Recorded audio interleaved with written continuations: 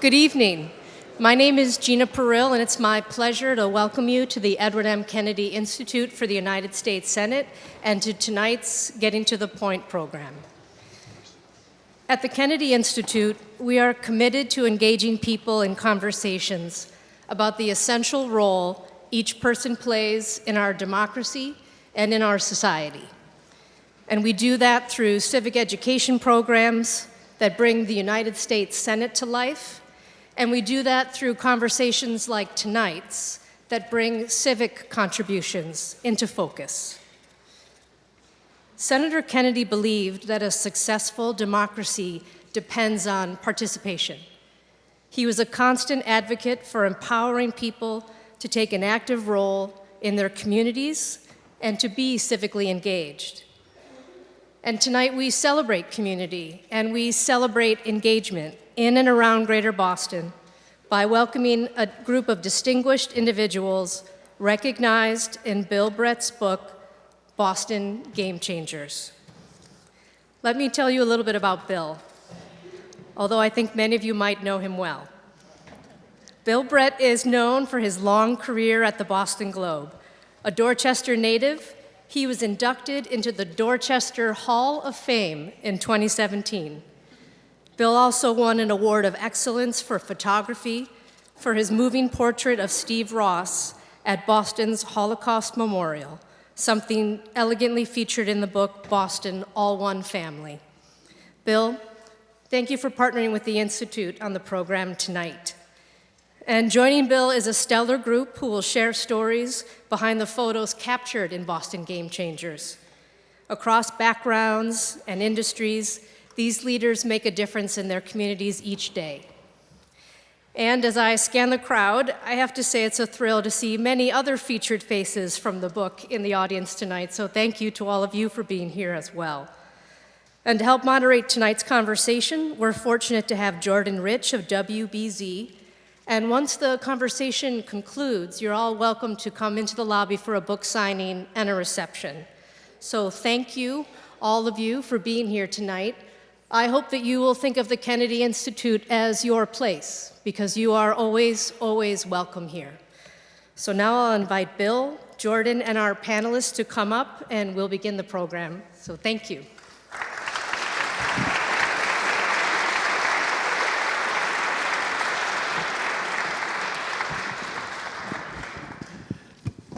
Thank you for that wonderful introduction. And what an honor it is to be here and to see this magnificent structure and to be here with all of you. By the way, I've changed my name to page 171 for those of you who want to address me. That's the one joke of the day that I had actually planned. Let me do this. Let me stand just to introduce everyone, and then I'll kick it off with a question for Bill. And it's so cool to be here among these folks and among all of you, whether you're in the book or not. You're all part of the Boston scene. I'll go from the end up to Bill. Grace Carter Reagan is the president of Boston College High School. She's the first female to achieve that position. She's dynamite, and her dad was a very, very well-known coach and civic leader for many, many, many years. So please welcome Grace.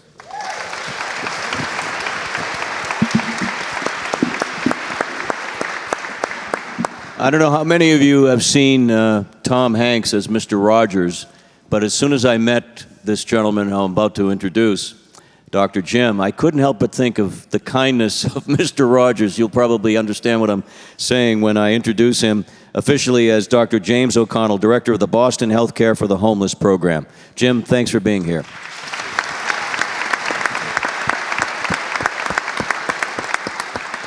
Our next esteemed guest is here, and all of us are a little heavier because of him and his family.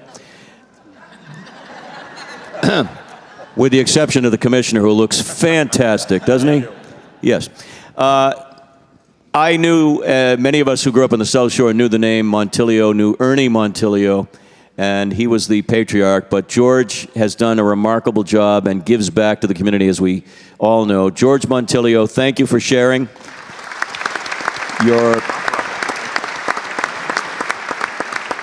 your kindness and a little treat afterwards in the reception. Let's just let that hang there for a second. And it is such an honor to actually finally meet him. We've chatted on the phone a couple of times. The commissioner of the Boston Police Department, William Gross, who has done so much to bolster unity in the city and to really bring morale back to the police department. And he is a true Boston hero. Commissioner, welcome.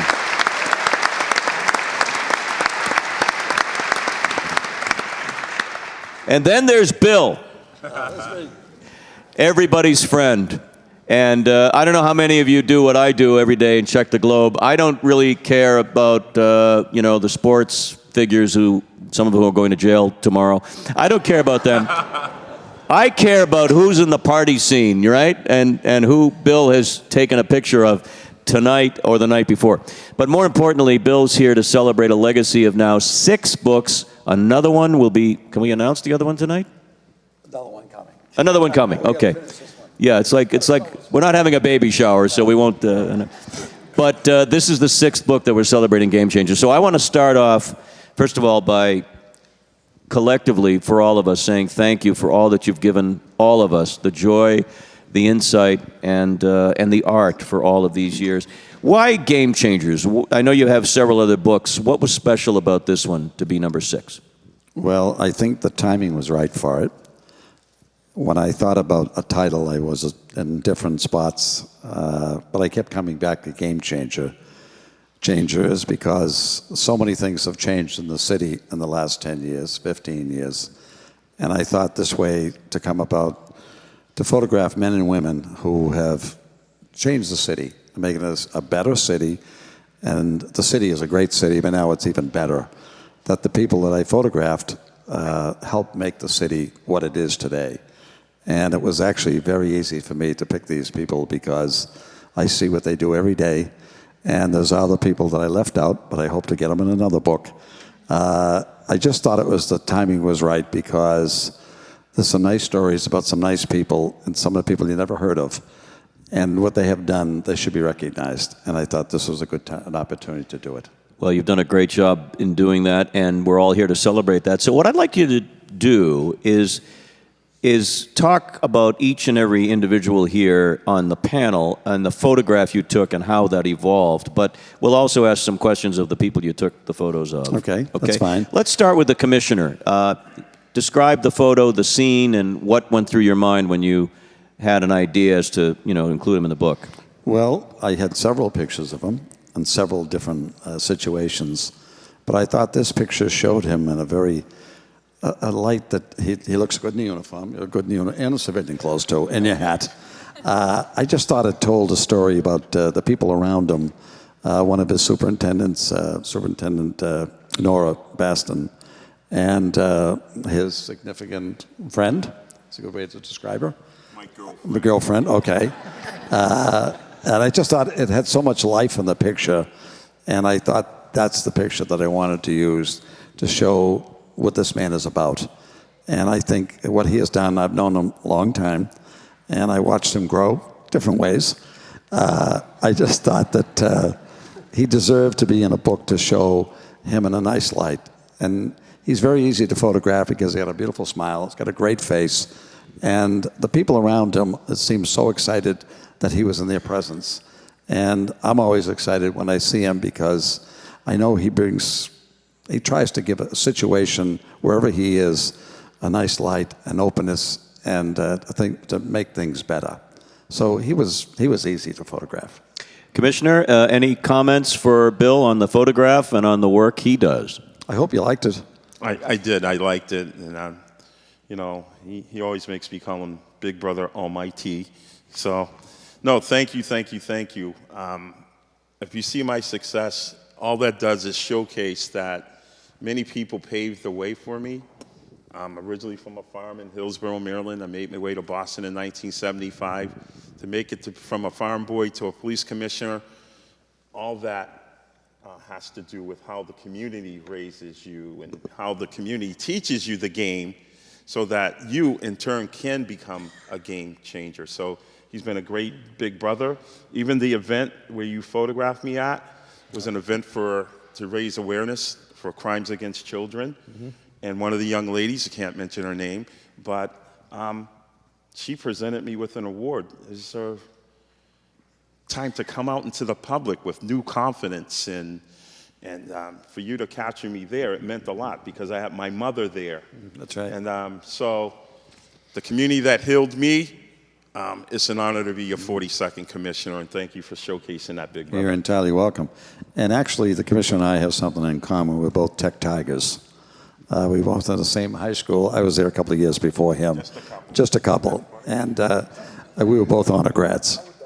That's great. That's great. Go Tech. Let me now move on to George Montilio. And I was asking Bill, I said, did you take that, what I think is an iconic photograph of George and Ernie with their cake of Faneuil Hall Marketplace, which was the size of Faneuil Hall Marketplace?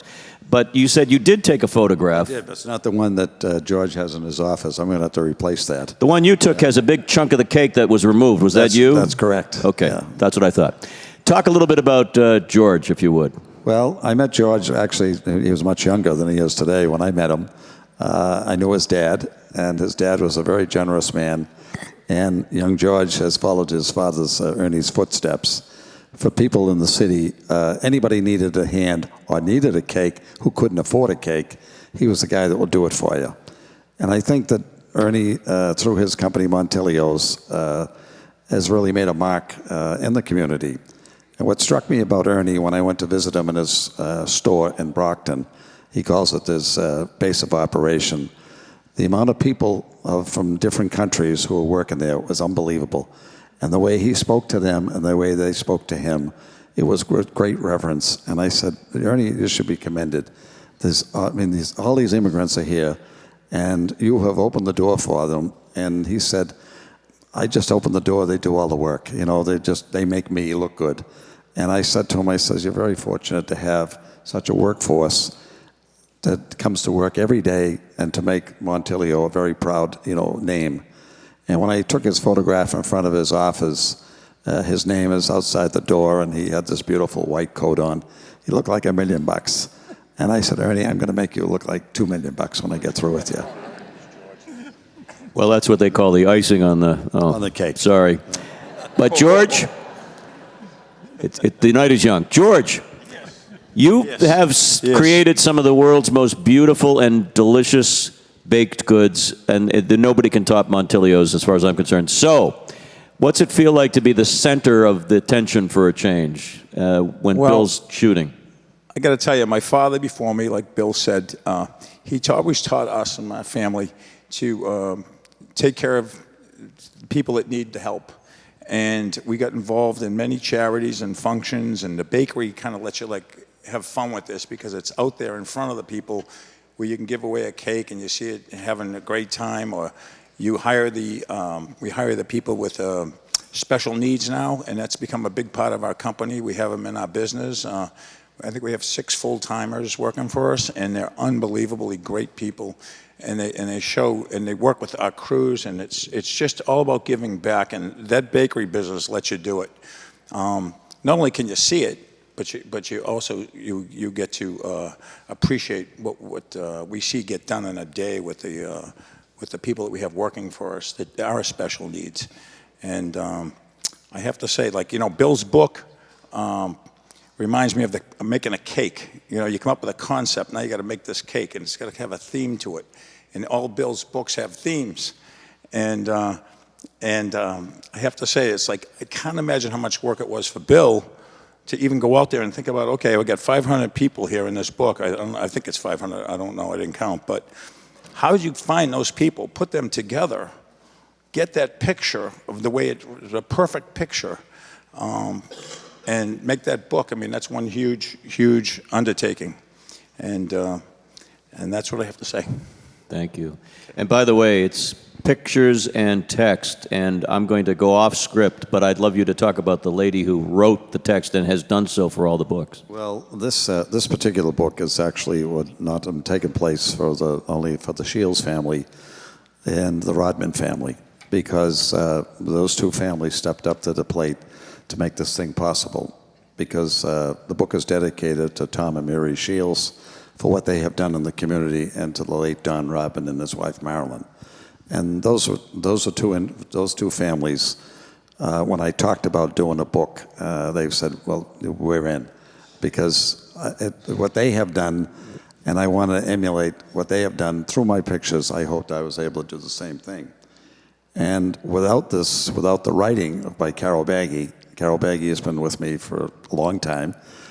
She was an editor at the Boston Globe for a number of years, Names and Faces, and I asked her 12 years ago, would you mind just helping me with some words for some of these photographs in my first book? Well, 12 years later, she's still writing. She's getting better. Every day she's getting better. And I appreciate everything that she does, for me. And I think that the books, it sings because she puts the words. She does it all. To tell a story about somebody's life in just a few hundred words is not easy. And she's done a good job at it. And one thing we do have in common, we didn't know that until many years when we were working at the paper, we were both born on the same day. I'm a couple of years older, though. It's like sitting next to a leprechaun, because everybody has magical dust when he's around. You never notice that? I'm related to this guy. I went to the same school. I love it. I love it. And Carol's sitting right there. Senate proclamation of honor for Carol. Thank you, Carol.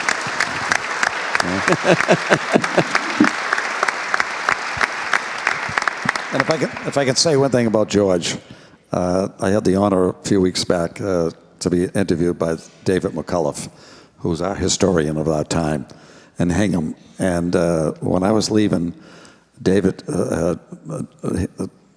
Mr. Montilio, George was there, and he got up and left. And while I was leaving, there was a cookie for everybody with a picture of the book on it, which I thought was the nicest thing that somebody could ever have done. Gee, you're not tipping your hat, are you? No. That was in Hingham. That was 3 weeks ago. Everyone's licking their lips now, They're getting a little excited. I want to thank him for it. Let's talk with Jim, Dr. Jim O'Connell. And before we do, Bill, the picture, and Carol and I were talking about this prior to coming into the Senate chambers. That picture is one of the most impressive because of what it says. And I would love you to describe, I know most of you have seen the book, if you haven't, you will. Describe the picture and why it has the impact that it has in your opinion and in ours. Bill, why don't you start? Well, when I got to know Dr. Jim many years ago, and I've actually watched his career and watched what he was doing. And when I decided on this particular book, I contacted him. I said, Doctor, I'd like to spend a little time with you. I'd like to see what you actually do out in the wee hours of the morning. And he said, okay. So I met him at Pine Street Inn, and we got in a van, and off we went. And we spent the night out in the streets of Boston, and it's amazing how many people are homeless. I was just shocked because they hide in different spots. And he knew them all by name. As he approached them, he put the flashlight on his face, not to scare them. And these men and women are all wrapped up in blankets. And he'd walk up to them and just lean over, and they looked up and they said, "Oh, Dr. Jim, so nice to see you." It was like a conversation, 3 o'clock in the morning on Cambridge Street, up the street from the Mass General Hospital. They're all laid out on the street at the library. And I said, this is just unbelievable, how a man like him could do this every day. And the rapport that he had with these men and women on the streets of Boston. And I said to him, how do you do this? He says, well, I love doing what I do, and they need help, and that's why I'm here. So that photograph I made of him leaning into a homeless person, he's got the flashlight on his face, not to scare them because they might think you're going to rob them or a policeman, and they were just laying there at 3 o'clock in the morning like they were sleeping in somebody's home. Jim, you're as humbled as all of us are to be here and to be part of the book, but taking along a pro like this on your rounds, what was that like? And talk about your reaction to the photo. Sure. I mean, one I can tell you is the reason I know Bill is a pro is that it took about 5 minutes before I didn't even know he was there anymore. And that is a particular gift that Bill has. But that photograph, just to tell you, so I go out in the van with so this is all about Pine Street and the van that they have. So think of it, we have a city where there's a group of dedicated people go out every night beginning at 9 o'clock and stay out till 5 in the morning taking care of people who live outside. And I get to ride along with them a couple nights a week. And I never think about it, but when Bill gave me that picture, it almost made me want to cry because I never think of the dynamic. And I'll tell you a funny story that just to get Bill off the hook. When I first started doing this and we'd wake people up in the middle of the night, one man one night to me said, "Hey, how would you like your doctor walking into your bedroom at 2 in the morning and seeing how you're doing?" And I froze, like this is really invasive, right? And so I remember we got together with a bunch of the people living on the streets to say, how should we do, what should we do? And after a long discussion, they came out and said, look, if we're out there and it's the middle of the night, please come check on us. But then they went, will you take that damn flashlight and put it on your face and not on our faces? So the reason we do that, Bill, is because they wanted to know who we were rather than that. So that, I look at that and I think of that whole history of doing that. But let me step back. One of the things that, being in this book, first of all, was kind of humbling because I live around a bunch of amazing people in this city. And what I've learned from all of Bill's book is how lucky we are to live with a group of people that keep showing up in these wonderful books. And you start to realize all the things going on in this city that give it its heart, all right? And I live in a city now that I realize has true heart. I see the commissioner everywhere I go, and whenever we see him, you just fill with joy. I spent my life eating birthday cakes from Montilio's, and I dream of having a child at Boston College High someday. But as soon as they let women in, I may be okay. But it's truly fabulous, and so I realize how blessed our lives are. And when I think of Bill Brett and all of the Bretts and everything they've done to embrace us as we've done our career all through these 35 years, it was Tom Durant, Tom Shields, Don Rodman, all of whom were the people that helped me go when we were having a hard time. So I feel particularly blessed to be part of all this, Bill. This is really, for me, really terrific. And to be among all of these folks is really an honor. Same here. Lovely, lovely sentiments, and we all agree. Our last person to comment is Grace. And first, Bill, when I think of BC High and BC and Boston, I think of you right off the top. You must have so many connections over the years to these organizations, right? Well, I had more connections with her dad than she probably did. I spent a lot of time at BC High making photographs. Yeah. Her dad was there for a long, long time. He was Mr. BC. And when I think of BC, when I think of Grace getting that, becoming the first president, first woman president of Boston College, I kept thinking that her dad would be so proud to see her daughter. I always think it might be a son, but it was a woman that took the job. And he would have been so proud. And when the announcement was made that Grace was going to become the new president, I called her and I said, Grace, I'm very happy for you and your family. I said that I'm working on a new book. And she said, what is the new book? So I told her what it was. And she said, okay, I'd love to take a picture of you. So I made the picture over at the school, outside under a tree. She had a beautiful outfit on, and I said, this is so colorful. She said, first of all, is it me color or black and white? And I said, it'll be color. Okay. Well, I can tell the color. She wore a very colorful outfit. And it was a nice photo shoot. I didn't take long, and I just looked at it, and she said, are you all done? I said, all done. And then I didn't see her for a while, and all of a sudden I ran into her one day, and I said, I want to show you a proof of the photograph. And I said, I hope you like it. And she said, I love it. So I said, well, because it's on its way to the printer now. So in other words, it wasn't going to be changed. And it was just, I was just so happy for her. And I was just happy to take a beautiful picture of her. And as a beautiful person she is, as a model, I always said she was easy to photograph. Well, after that, how do you follow that? But please, Grace, address Bill and all of us as to the experience, and congratulations again on what you're doing at BC High. Thank you. Well, thanks, Bill. I've known Bill my whole career, and I have to say thank you to him because as a young person, trying to make my way in the city and trying to figure it out. Billy was always there, always supportive, always helping me out, and so never said no. And all the Bretts, I say that, I see Carrie over there, but all the Bretts are there. And we are originally from Dorchester, so OFD, here we are. And I see my family up there. And my mother and father grew up in Savin Hill, so you know, it's interesting, when I was appointed at BC High, the most profound thing for me was I was born the day my father started at BC High in September 8th, 1960. And so the Jesuits have been a part of our life, my life, and my formation, along with my family. And so my mother and father, it kind of feels full circle. I actually laugh how many times I've driven this circle from Savin Hill to BC High to Savin Hill to BC High. But all of these people here who are with me tonight, Willie, I just love the work that you do, and I want to thank the Boston Police who are so great to BC High. I think Jack Dinlicky's here. He's one of our alums. He's here. Yeah, he is. Where is he? He dressed up for me, I heard. And George, we were talking about Montilios and, you know, probably the freshman 20. I probably had the freshman 30. Thank you very much, Mr. Montilio. But it was good. And then Jim, I'm a huge fan of Jim and Boston Healthcare for the Homeless and the work that they do. I've followed Jim's career, watched the work that they do. We were just talking about the work at the shelter and Boston Healthcare for the Homeless. And, you know, we at BCI are committed to service, and we have a program called the St. Louis Project where our students, faculty, and staff go out once a week, and we have a homeless ministry that we work with downtown. And I think about Bobby Walsh and the work that Bobby did as a BC High alum with Pine Street. So I feel really blessed to be a part of this community with the MK and JFK and all that. And we've been working really closely with the Point Partners, thinking about the city and how we help lead the next direction for this area. So I thank you all for being here, and it's really humbling, and I'm really honored.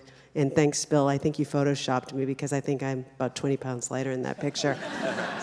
Well, the individuals, Sean Goss from Goss Photo in Hanover, and Michael Petroselli and Matt Fallon helped all along those lines.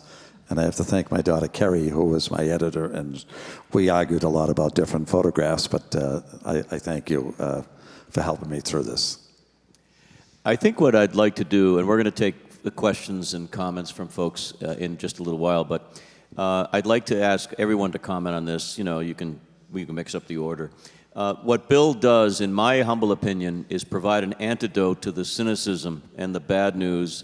Yes, some of the pictures are serious, and some of them in tone very dramatic, important issues. But you know, there's just, you leave this room and turn the radio on or watch TV tonight, and you're going to see a lot of that cynicism. What really speaks to me, Bill, is you've got a heart of gold, and you want to show through photographs, you know, how we can all be better. So I'd like to just ask, although many of you already answered part of this question, to comment on how all of us, any of us who are here or not, can be the game changers that Bill photographs.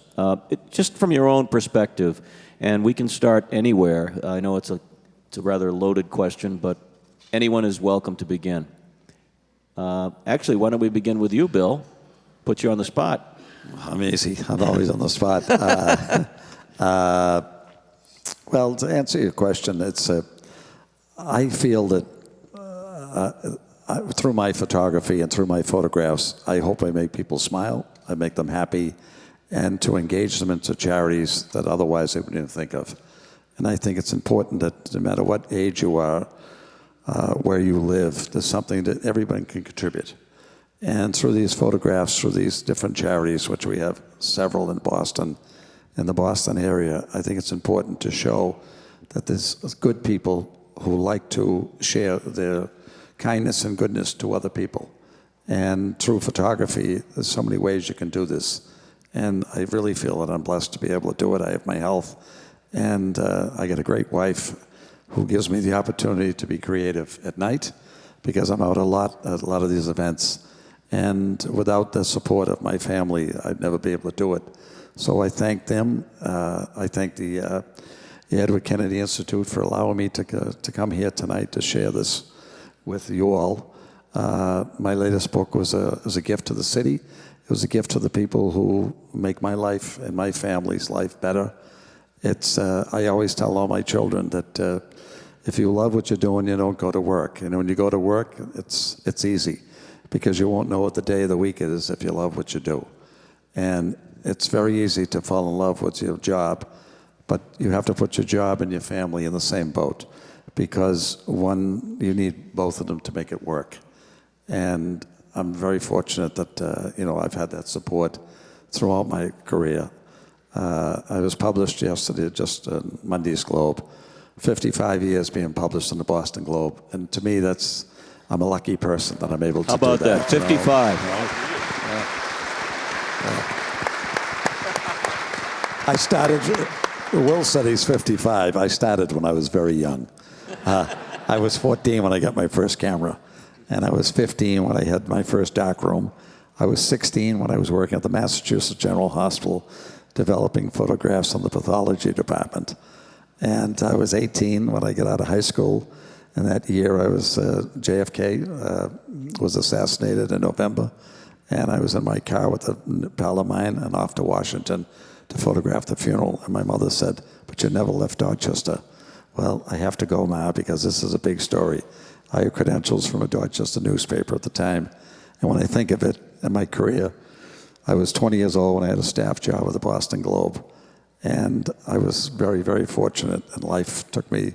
I met so many wonderful people, and people ask the question all the time, how do you find these subjects? Well, every day when I'm out, I like to engage people, and when I go to parties at night, these fundraisers, I try to find somebody that has an interesting story, and I try to make mental note of these different people, and it just works. I'm able to put it together. And after I finished this, they call it the run around selling and talking about this book, I have a new book that I'd love to do. It's to add to my collection. It's called Boston, Power of Music, because music brings people together. And I'd like to photograph people from all walks of life pertaining to music, young, old, white, black, just anybody that has something to offer to make other people happy. Because through music, you can do so many things. It's like sports. It brings people together. Education brings people together. But I think music is one of the most important thing, and anybody can participate. You can, all walks of life. And some people, more talented than others, but nobody questions people when they're performing in front of them. And I think that I'm lucky that I'm able to find, the city has so much to offer. And, through Marty Walsh, he's opened up the city into another group, another era. And this cover photograph that I did of these 6 women walking by the Four Seasons Hotel, 6 women of all different backgrounds, it just shows how the city is revolving and the direction that we're going for our next 2020 is going to be a great year. Thank you. That was great. Thank you so much. 55 and going strong. So, again, it's totally up to whoever wants to go first, or even if you don't want to abstain. But I'd love to get some feedback from these 4 great individuals, and there are a lot of great individuals in this room, as to the definition of game-changing in 2020 and what we can all look forward to if we put our minds to it. So who would like to start? Yes, George. Well, Boston has a lot of depth to it. It's a small town, even though it's a big city. It's a small town in a way. Everybody knows everybody. We all know who's got money, who doesn't have money, who's out there, not out there. What's so great about Bill's book is we all know the players that are in the book, but then there's that whole other element. He had no clue. And every one time you flip that page and read about that person, you go, the guy with the what is it, $100,000 in tin cans, yeah. Raises $100,000 in tin cans in Hull somewhere, gives it to the Lions Club. Really? I mean, that's amazing that someone can even think that way. So I love the book, and I love the way, I don't know how Bill gets the subjects, because there's just so many, but how you bring those people that no one knows, they're quiet, they just do it, and at least this book brings them out and lets the people see how deep the city is of giving back. And if that's a game change, that's a game change, I guess, right? Sure is. Well said. Who else would like to comment on the definition of game-changing in 2020 and where we can all strive to make some differences in some people's lives? Anyone else? Grace? Sure. When I think about Mr. Shields and Mrs. Shields and Mr. Rodman, they were role models for me, and I think about all the great people, the stories, to your point, in the book. it kind of goes back to basics, gospel values, doing the right thing. I don't think you have to be flashy. I don't think you have to, flash your gift that you've made. I think just doing the right thing and being grounded and reading those stories is so important because to your point, there's so many stories that I didn't know about and people that I had no idea what they were doing, but they did it because it was the right thing to do, not because they wanted to be in a book or be in the Globe. So I think it goes back to just being altruistic, being philanthropic, being a good person. And in this day and age right now where we are in our country, I love to see good deeds and just see people doing good things and being kind to one another. So to me, that's a game changer. Thank you. Dr. Jim?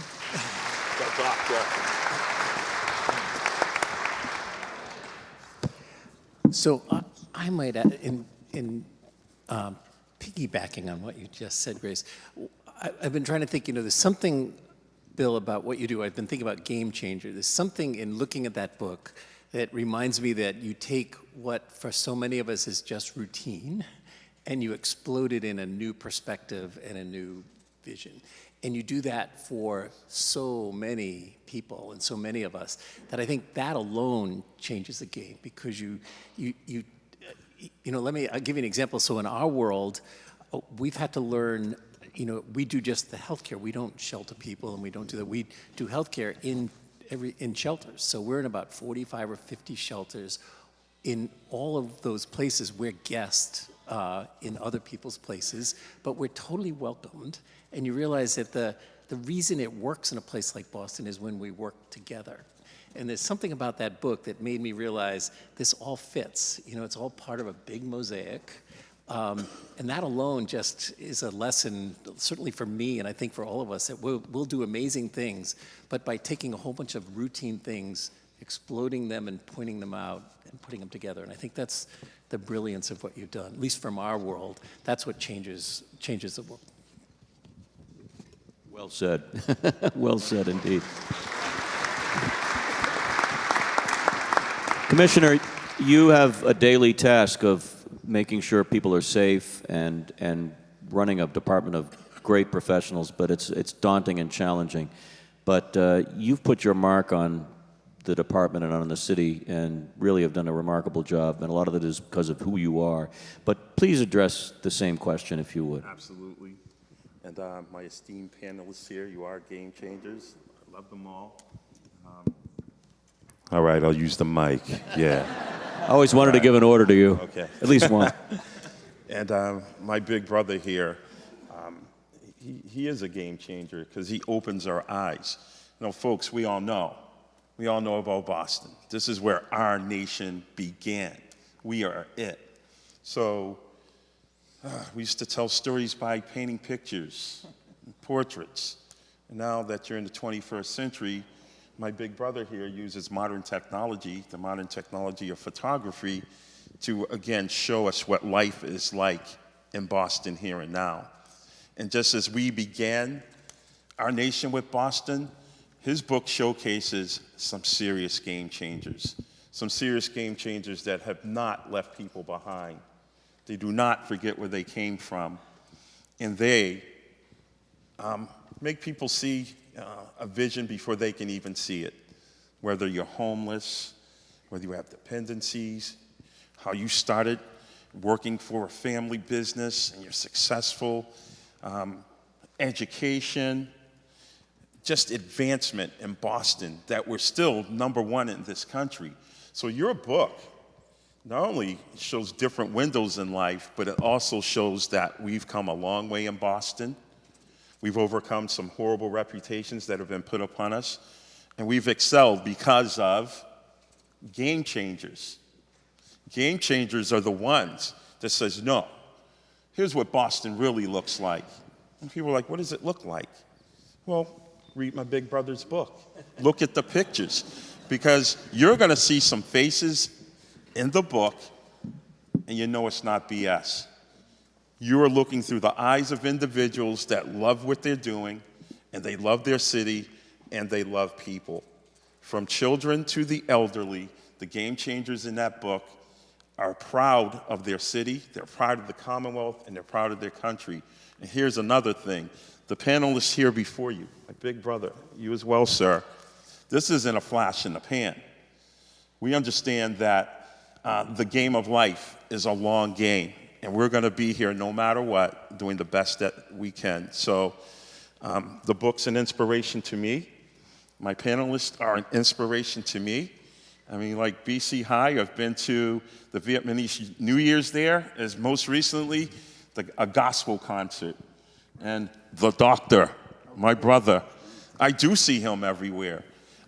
He's not looking down in pity at people. He is reaching out to lift up. And people really appreciate that because they want to have some respect in their life, even as during their most troubled times. So thank you for that. And my brother right here. You want to talk about celebrations? Even in the Bible, you break bread, right? You eat.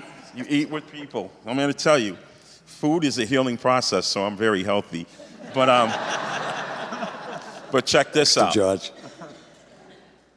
Celebration of life, birthdays, weddings, or unfortunately, if one of our loved ones have passed, you know, that one treat, that one remembrance, you can remind someone of how their grandmother used to bake and the grandmother just passed. So you have to really think deep about how people, I know you flashed me, she's at 5 minutes, all right? But again, I'm just excited because these folks are inspirational. You showcase people in your book that are inspirational, that make us proud and make this country proud of Boston. So thank you, big brother. Thank you. Thank you very much. Before we go to questions and anyone can comment from anywhere, we have mics positioned with volunteers to bring one over to you so everyone will hear. I just have one more question or comment for you, Bill. We're living in an era of cell phone magic and everyone's taking pictures of everything they ate and didn't eat.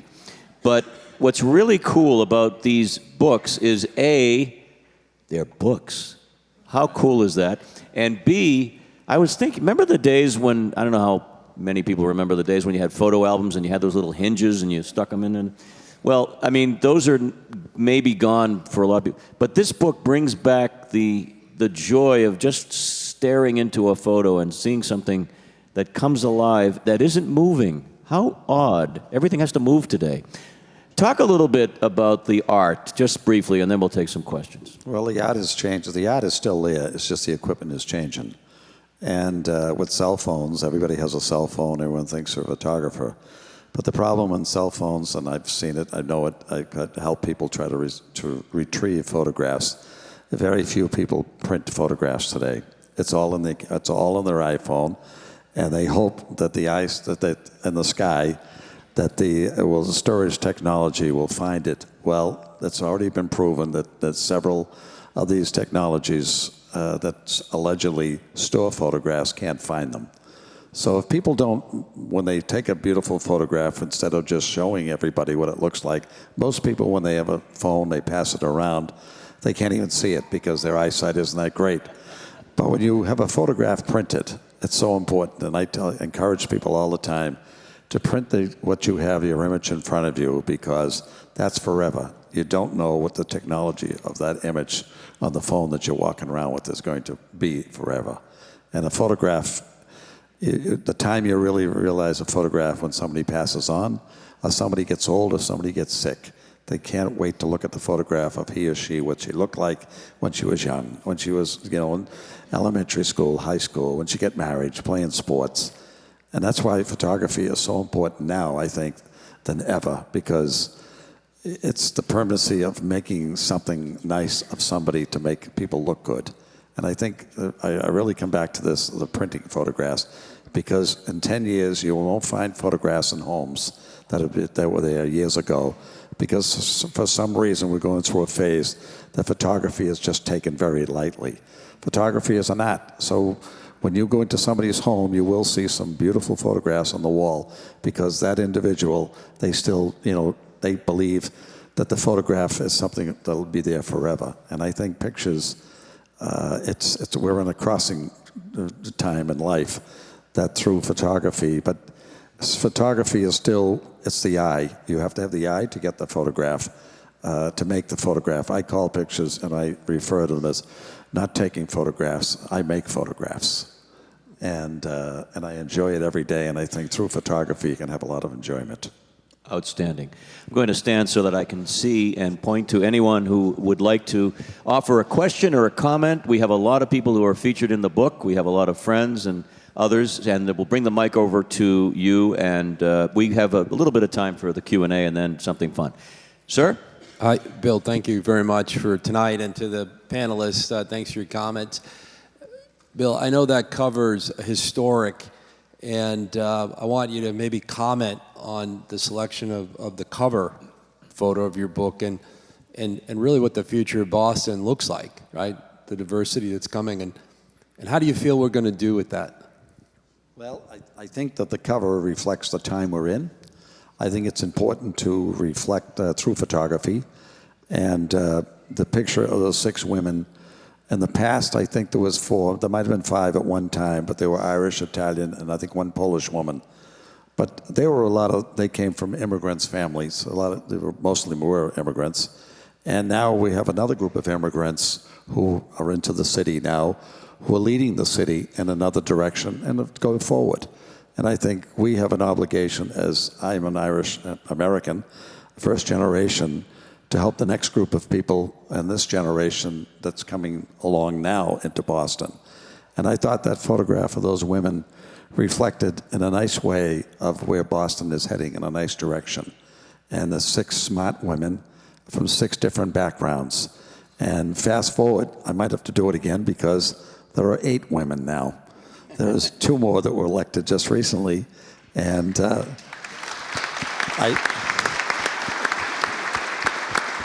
I think that this photograph shows that it's a time in history of Boston where we are today. And it's a great time to be part of it. And as I tell my friends and all, it's time to embrace, because we were embraced when my family came to this country. So we have the same obligation to embrace the next group of immigrants to come to this country. Thank you for your question and comment, sir. I'm looking around. Anyone, please raise your hand, and we'll bring a mic over to you if you would be up there. We have somebody up, way up in the balcony. Great. Bill, in the panel, thank you very much tonight. It's a lot of messages from the panel, and Bill, you too, and it was a lot of encouragement. And I think the message that leaves us when we leave here tonight, all of us, how we can all be game changers in the smallest incremental ways, such as if you go into a grocery store, they see the cashier, the kids going to school, give them a lot of encouragement. Say, hey, hang in there, you're going to do good. I think it's those kind of small steps that each of us take each and every day that matters. And but I'll tell you, you've been a great inspiration. And thank you, the panel, Bill, the Kennedy Institute, and thank you.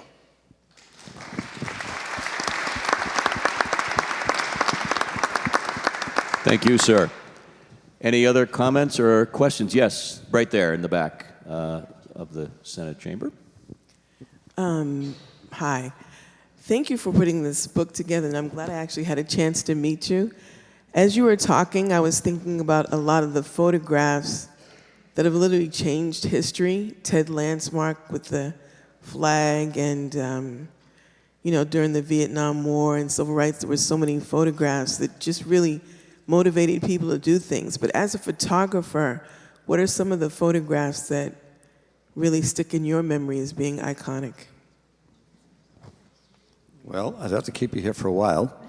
The question, actually, for one of my books, I'm very proud of a photograph I made of the 3 mayors walking through the Boston Common with umbrellas. I thought it was one of my political iconic photograph that I was able to make, and I was so proud to do it. And then follow that, I did the 6 governors across from the State House, coming down from the State House into the Boston Common.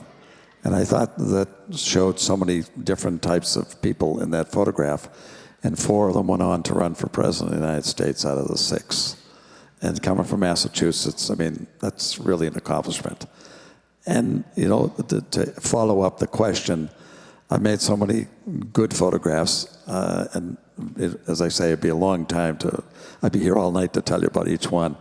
But a question that's always posed to me is, what is your best photograph that you've made? And my answer is, I haven't made it yet. I'm still looking. Terrific. Yes.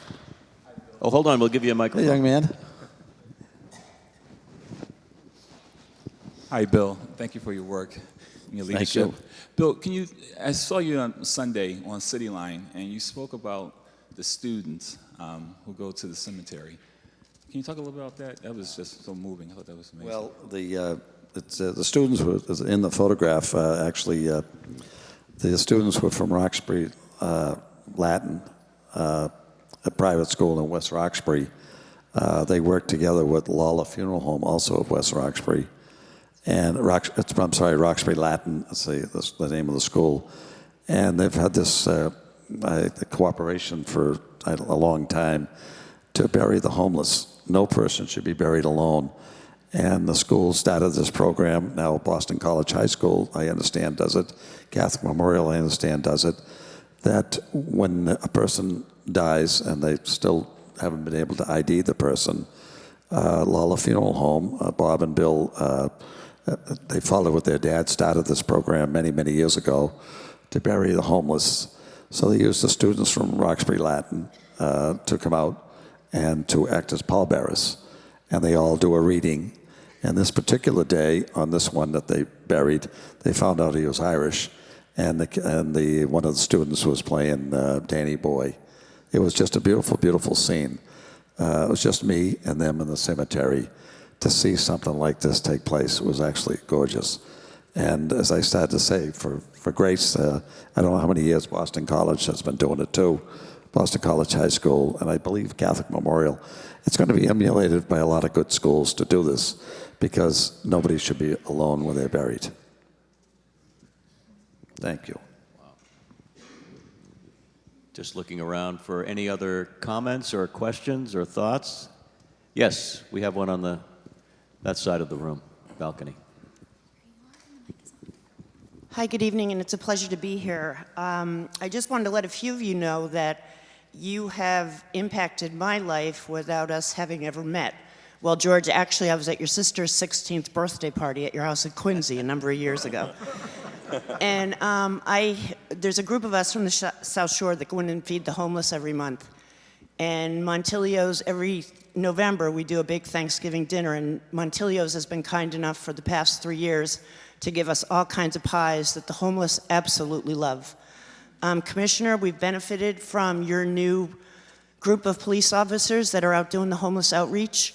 They have been an integral part of what we do every month with grace and kindness, giving dignity and respect to those most vulnerable. Dr. Jim, I've actually heard of you, though I've never met you, and I appreciate what you're doing for this vulnerable population that unfortunately I think is going to get worse before it gets better. And Grace, I can't speak for much to you because I went to BU, so. And Bill, it's just such a privilege. I've worked for one of the medical facilities, and I've seen you at a number of fundraisers, and I always am excited to look at your pictures the next day because they exhibit such exuberance and expression, and it's just a real thrill to be here, and I'm going to have to buy the book. So thank you all. Thank you.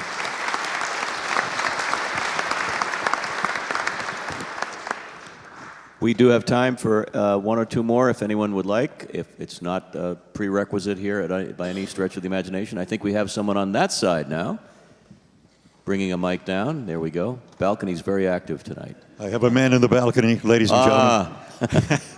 Bill, I just want to say, with every photo you make, you're like John Singer Sargent. Your portraits are impeccable. You made many iconic photos. And we feel blessed because we live on St. Margaret Street, and right across the street, Bill Brett was born. And I think we should put a plaque on that house, Bill. I think of you every time I walk by it.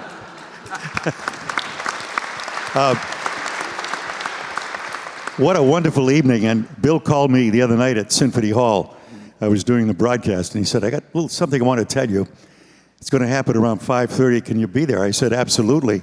We'll be there. So it's a pleasure to be here with you and see all these wonderful people on the panel. But Bill, I have a question about a photo that you took. Involves a gentleman who lives right next to me, Jimmy Murphy, of the famous Murphy Funeral Homes. You took another iconic photo on the cover of your book, and you tell a wonderful story about how you got that photo, the perspective you took from looking out from the driver's seat in the back where they were putting a coffin in the back of the Well, it was my second book, I believe. It's the Murphy Funeral Home. It's 6 members, was it 5 or 6 now, that keep growing, members of the same family in business for a long time in Dorchester. And I asked her, I met them at Cedar Grove. I says, come out with those nice soft hats that you guys used to wear in the old days. So all the kids, they all had the hats. And Dad had his hat. And I climbed in the back of the hearse. I laid in the back of the hearse so I could have them framed around the door. Now, there's not too many people can say they lay in a hearse and they get up and leave. so that's how I made that picture. It was a great picture. Thank you for asking. And by the way, that voice, if it sounded familiar, it should. It's the legendary Ron Della Chiesa, who is about as close a friend as I could ever have. And by the way, Ron, you're going to be very much in demand by Bill when the Power of Music gets going, right? He's going to be one of my agents. God bless you. See you downstairs, Ron, for dessert afterwards, okay? Anyone else? Let me see. Yes, someone on the... Oh, in the back. Wow. We'll get a microphone over to you in a second.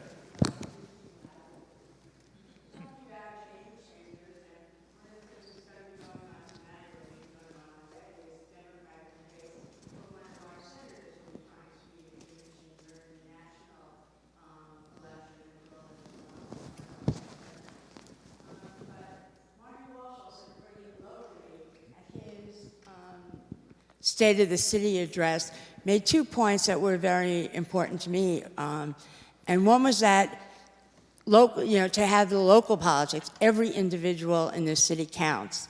And the other thing that he said was that in terms of the excellent job record that we had, and of course wanting to make it better, was that a job meant the promise of a better life. And that was what was important in terms of getting people to work and getting people involved. Thank you.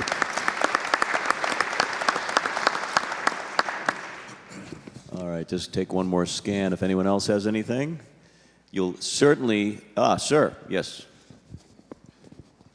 So I understand some people that might be in the book might be in the audience, and I was wondering if they could just stand and be recognized themselves. What a great idea. Those of you in the book...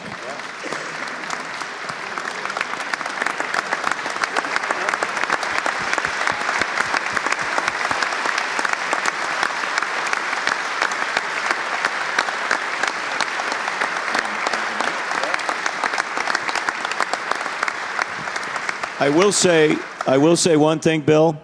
There's only one couple that can wear a hat better than the commissioner, and that's our couple. Would you put their hats on and stand up for a second? Lynn, you stand look up good tonight. Oh, beautiful. Tell the story, Bill. Now you know why they're in the book. I was looking for somebody like them, and they were a very unique couple, and they do so much for charity. They participate in every charity in this town, and every time they come, you got to take a second look because you don't know what they're going to be dressed as. But tonight, she's got all the books. And oh, my goodness. And Lynn, get a close-up of that on Lynn C-SPAN. Smith and her husband, Gary, they're true friends, and they love the party circuit, and this party circuit likes them. Well, thank you very much. That was lovely.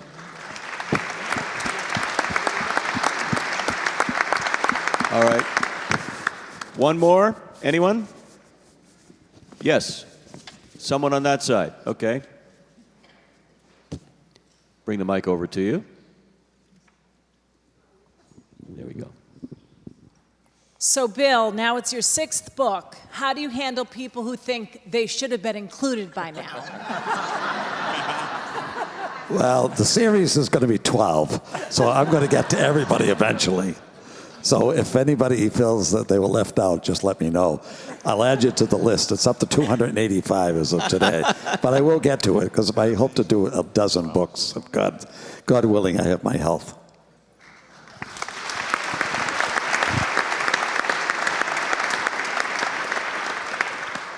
$285 is in the waiting list? Is in the queue? 286 of tonight. Lady in red. Well, I think we're at the point now where we're going to let Bill provide us with a final word, but I just wanted to say how excited I was to be asked to do this and to just hang out with these wonderful people, and can't wait to meet you afterwards. I just want to add one more thing. What you've done, Bill, is not only bring us together as a community and not only highlight the game changers, but you've done something very important, and that's create a lasting legacy for people to read about and to think about for many, many generations to come, not just with this book, but with the 6 and the 6 to come. So thank you for that, my friend. And that being said, what would you like to do to wrap it up? Thank you. First of all, I'd like to thank everybody for coming this evening. It means a lot to me. When I look at the faces out here, and some of them I recognize from different places, more people will recognize me because I have a camera in my hand, so they know my name. So I'm always playing I try to remember names as much as I can. I've been pretty lucky with it. But when you photograph the course of the year, I'd have to say thousands of images of individuals of the city, and everyone is very important to me because they contribute so much to this town. I call it a small town. People say, well, you say it's small. Well, there's only so many hotels, there's only so many fire stations, police stations.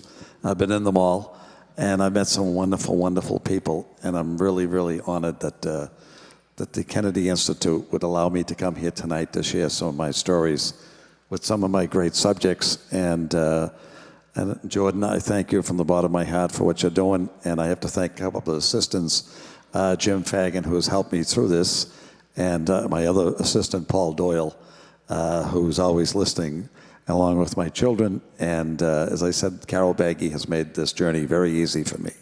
My job is just to make the photographs. And I'm really honored that I'm able to do this. So someday, when I'm not here, my grandchildren and their children will look at some of these books and say, who are these people? Well, somebody else will pick up the torch and photograph the next generation. And I hope they enjoy it as much as my children today enjoy it. Again, thank you very much. Ladies and gentlemen, Bill Brett.